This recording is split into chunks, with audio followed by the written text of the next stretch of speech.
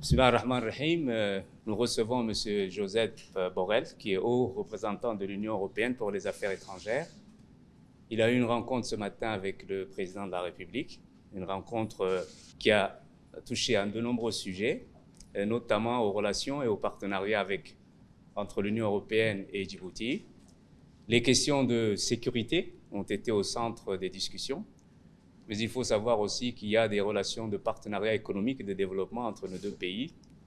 L'Union européenne, comme j'ai l'habitude de le dire, est le premier partenaire de développement de Djibouti.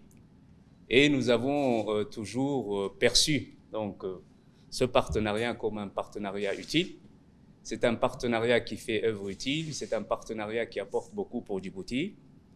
Et nous sommes persuadés que l'avenir de ces relations, c'est un avenir prometteur. Nous avons discuté de la façon dont les projets structurants comme l'unité de dessalement de l'eau de mer sera développée, la deuxième phase avec l'Union européenne.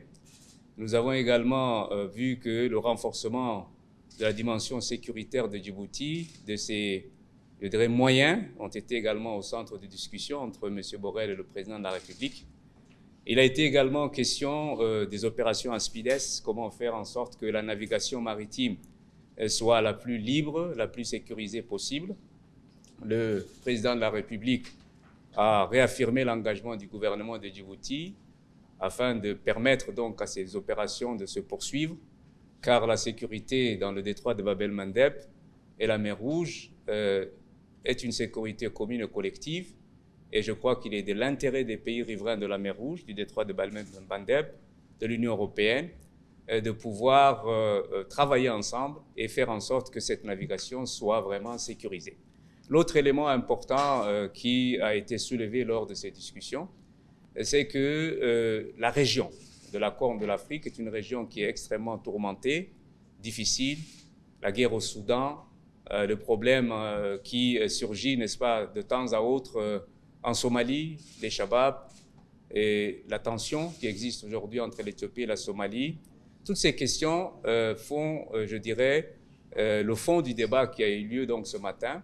Djibouti, à la tête de l'organisation régionale de l'IGAD, a une responsabilité particulière.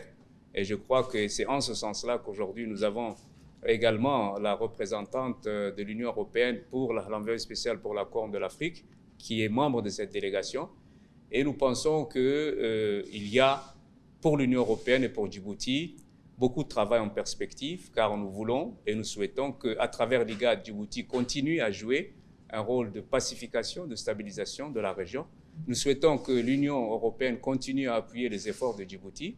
Et je crois qu'aujourd'hui, la présence de Josep Borrell à Djibouti est un signal fort qui va dans ce sens-là.